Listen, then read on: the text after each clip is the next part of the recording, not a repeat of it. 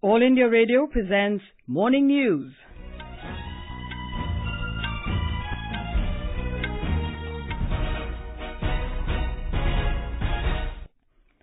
Good morning, I'm Gunmala Kapoor.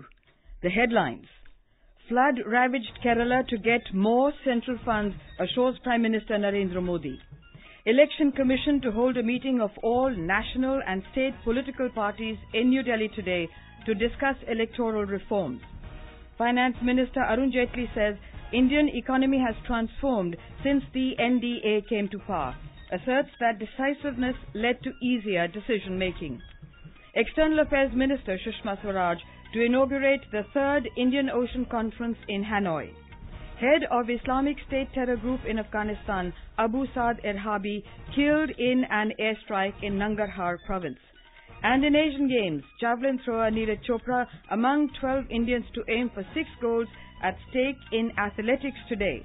Shuttlers PV Sindhu and Saina Nehwal to play their semi-final matches.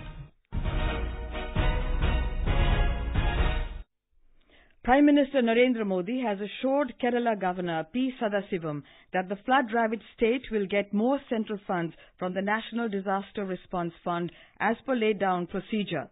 The Prime Minister informed the Governor that 600 crore rupees released by the centre to the state is only advance assistance to mitigate the hardship suffered by Keralites in the recent floods. According to a Raj Bhavan release, Mr. Modi told the Governor that this amount is in addition to the already released funds to the state. The Prime Minister highlighted the fact, when Mr. Sadasivam met him in New Delhi, that normal rules and procedures have been set aside in view of the urgency in the state. Besides financial support, the centre has also provided large quantities of emergency food, water, medicines and other essential supplies, including food grain. In his Mann Ki Baat program on AIR yesterday, Prime Minister had reassured the people of Kerala and other flood-affected regions that the entire country stands with them at this moment of calamity. आज इन कठिन परिस्थितियों में पूरा देश केरल के साथ खड़ा है। हमारी संवेदनाएं उन परिवारों के साथ है जिन्होंने अपनों को गंवाया है। जीवन की जो क्षति हुई है उसकी भरपाई तो नहीं हो सकती, लेकिन मैं शोक संतप्त परिवारों को विश्वास दिलाना चाहता हूं कि 125 करोड़ भारतीय दुख की इस घड़ी में आपके साथ कंधे से कंधा मिलाकर खड़े हैं। In the program, the Prime Minister also commended the work of the armed forces in rescue and relief operations.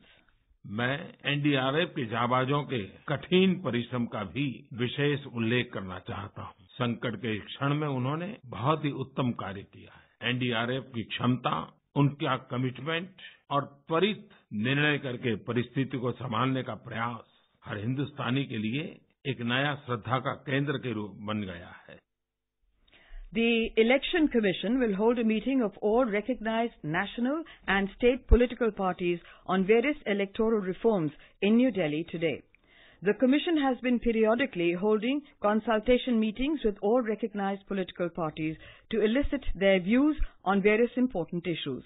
The agenda for the meeting includes discussion on the fidelity of electoral rolls. The ECI has invited the views of all parties on measures to improve the accuracy, transparency and inclusivity of electoral rolls in view of the upcoming elections to the Lok Sabha and state assemblies. More from our correspondent. Discussion on enforcement measures to ensure timely submission of annual audited reports, election expenditure reports is on the agenda. Issues related to expenditure ceiling for Legislative Council elections and limiting political party expenditure will be discussed in the meeting. On gender representation in political parties, the Commission will invite views on measures that political parties can undertake. Another issue that will come up in the meeting relates to the election campaign silence period. The discussion on this topic will cover inclusion of print media within the ambit of the provisions of the Representation of the People's Act and the issue of online canvassing to promote or prejudice the electoral prospects of a party or candidate on the social media during the last 48 hours before conclusion of polling. Anupam Mishra, AIR News, Delhi. Finance Minister Arun Jaitley has said that the Indian economy has undergone a transformation ever since the NDA came to power in 2014, as is borne out by the IMF report. He said in the last 4 years, decisiveness has led to easier decision-making and has made the economy stand out among several other countries. In a Facebook post, Mr. Jaitley said, "These years have seen a series of reforms, both legislative and otherwise, which have been carried out by the government." Mr. Jaitley said the system has been substantially cleaned up and made more transparent. The finance minister said a comparison of IMF data released in 2014 and 2018 proves that high inflation, fiscal and current account deficit, a standstill infrastructure and power sector, and allocation of natural resources were some of the failures of the previous UPA government. This is All India Radio giving you the news. For quick news updates around the clock, follow us on our Twitter handle at AIR News Alerts. External Affairs Minister Sushma Swaraj will inaugurate the third Indian Ocean Conference in Hanoi today. She arrived in Hanoi last night on the first leg of a 5-day visit to Vietnam and Cambodia. In Vietnam, she will co-chair the 16th meeting of the Joint Commission along with her Vietnamese counterpart, Pham Binh Minh. She will also call on Vietnam Prime Minister Nguyen Xuan Phuc. In the second leg of her tour, Mrs. Swaraj will hold a bilateral meeting with her Cambodian counterpart, Prak Sokhonn, and will also call on Prime Minister Hun Sen and President of the Senate, Se Chum.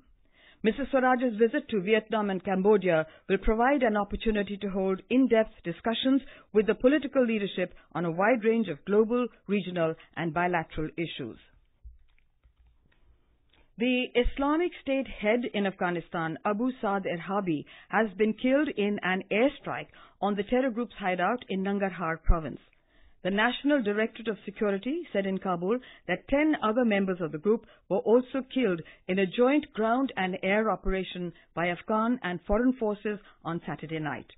It also said that a large amount of heavy and light weapons and ammunition were destroyed during the raids.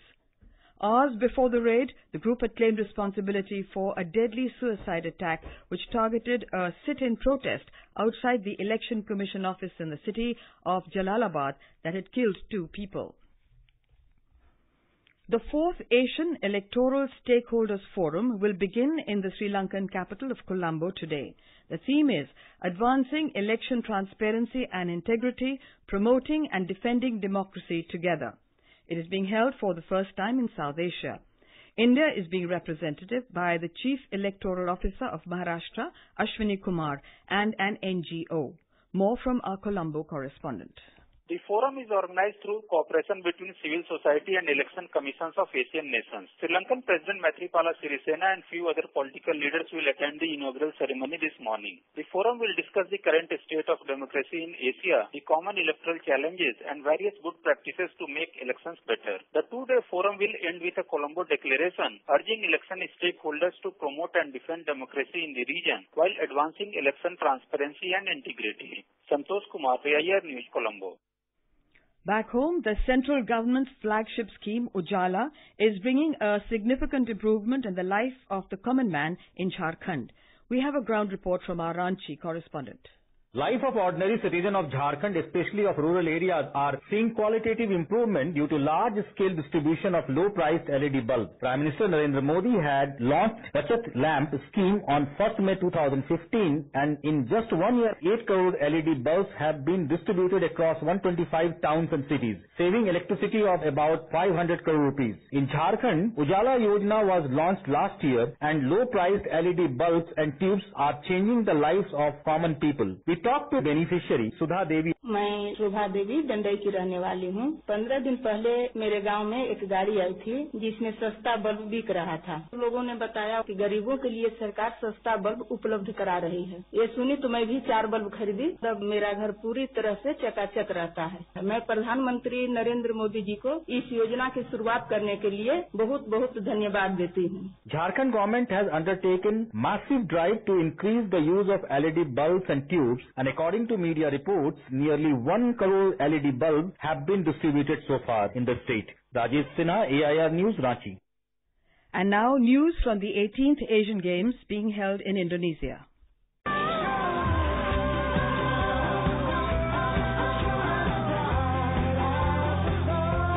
Javelin thrower Neeraj Chopra is among the number of Indian athletes who will aim to win gold on day 9 of the events today. Neeraj, who was India's flag bearer in the opening ceremony, will be in action in the men's javelin throw final along with Shivpal Singh. Neena Varakil and James Naina in women's long jump and Chetan Balasubramania in men's high jump will also vie for the coveted yellow medal. Anu Raghavan and Jonna Murmu will figure in the women's 400 meters hurdles final with Dharun Ayyasamy and Santosh Kumar featuring in the men's section. Sudha Singh, Chinta and Shankarlal Swami will aim to make the country proud in 3000 meters steeplechase finals.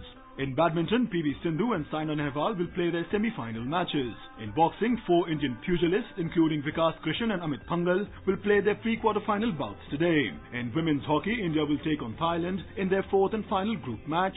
The Indian Eves as well as the men's team are already through to the semi-finals. India are currently 9th in the medals tally with 7 gold, 10 silver and 19 bronze. Sabi Hassan Khan, AIR News.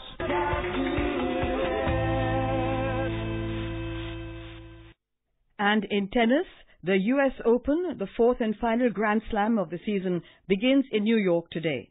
World number 1 Rafael Nadal and Sloane Stephens are the singles defending champions. Yuki Bhamri is the only Indian in the singles. Leander Paes, Rohan Bopanna, David Sharan and Pura Rana and their teammates will be seen in action in the men's doubles. The News Services Division of All India Radio, in its weekly bilingual live phone-in program, Public Speak, will bring you a discussion tonight on the Pradhan Mantri Mudra Yojana. This can be heard on the FM Gold channel and additional frequencies from 9:30 p.m. Listeners can ask questions from the experts in our studio on toll-free number 1800115767. You can also ask questions on telephone number 011-2331-4444 and post queries on our Twitter handle at AIR News Alerts by hashtag AskAIR. And now for an overview of today's newspapers, it's over to Tanvi Taneja. Thank you, Gunmala. Prime Minister Narendra Modi's views aired on his Man Ki Baat radio program on Sunday gets prominence in today's press. Quoting him, the Times of India headlines, "Debate on joint polls is a healthy sign for democracy."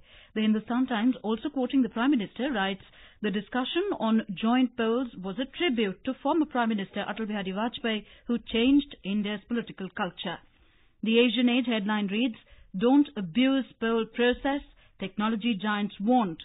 India's Information Minister Ravi Shankar Prasad said in Argentina at a G20 meet that social media platform will not be allowed to meddle in elections. He suggested that a part of revenue generated by digital platforms could be reinvested in host markets to generate jobs and create infrastructure. The Times of India reports that India will have its first official engagement with the Imran Khan government in Pakistan, with a team of officials visiting Islamabad this week for a meeting of the Permanent Indus Commission for water talks between the two countries. BJP wants pre-poll pact in Tamil Nadu by October, reports the Hindustan Times, and would announce an alliance in October with a regional player in Tamil Nadu for the 2019 national election. This announcement was attributed to Amit Shah by party leader without elaborating on which regional party the BJP is looking to ally with. The Mail today headlines the story of raids by stick-wielding women vigilantes wearing green saris who break liquor bottles at drinking dens around Varanasi, thereby triggering a social change. The Green Gang fearlessly snatch bottles from boozed-up men and smash them, as also tearing playing cards and roughing up gamblers, yielding unbelievable results. And finally, the Times of India informs us that Ladakh, the roof of the world, is soon to acquire a black hole or a waste processing plant to swallow the mountains of non-biodegradable trash left behind along the hillsides by a surging tourism industry. And with that, it's back to you, Gunmala. Thank you, Tanvi. And now, before we end the bulletin, the headlines once again. Flood-ravaged Kerala to get more central funds, assures Prime Minister Narendra Modi. Election Commission to hold a meeting of all national and state political parties in New Delhi today to discuss electoral reforms. Finance Minister Arun Jaitley says Indian economy has transformed since the NDA came to power, asserts that decisiveness led to easier decision-making. External Affairs Minister Sushma Swaraj to inaugurate 3rd Indian Ocean Conference in Hanoi. Head of Islamic State terror group in Afghanistan, Abu Saad Erhabi, killed in an airstrike in Nangarhar province. And in Asian Games, javelin thrower Neeraj Chopra among 12 Indians to aim for 6 goals at stake in athletics today. And with that we end the morning news. Have a nice day.